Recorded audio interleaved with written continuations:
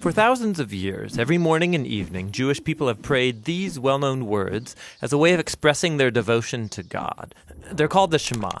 Hear, O Israel, the Lord is our God, the Lord is one. And as for you, you shall love the Lord your God with all of your heart, with all of your soul, and with all of your strength.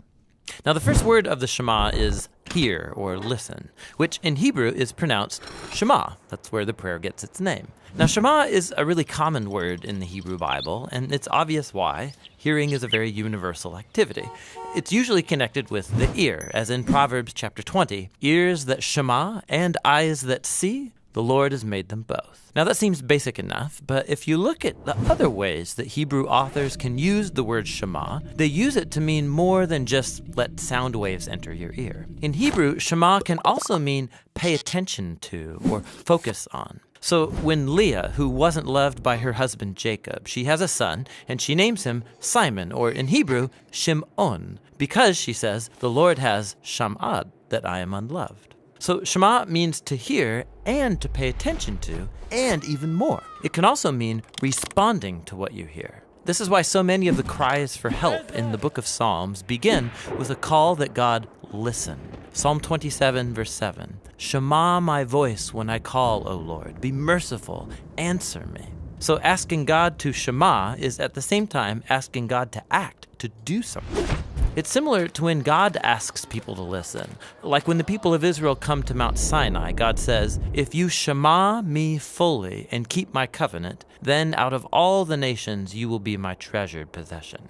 Now there's a couple interesting things about this verse in Exodus. In Hebrew, the word shema is repeated twice in this sentence to give it emphasis. If you shema, meaning listen closely. But also notice that from God's point of view, listening is basically the same as keeping the covenant. So when God asks the people to shema, what he means is that they listen and obey. And that's the last fascinating thing about Shema. In ancient Hebrew, there is no separate word for obey, meaning to carry out the wishes of someone who knows better than you or is in authority over you. So in the Bible, if you want to say, I will listen and do what you say, you use the single word, Shema. In Hebrew, listening and doing are two sides of the same coin.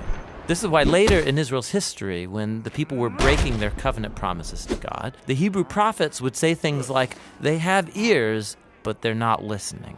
The Israelites, of course, could hear just fine, but they weren't actually listening, or else they would act differently.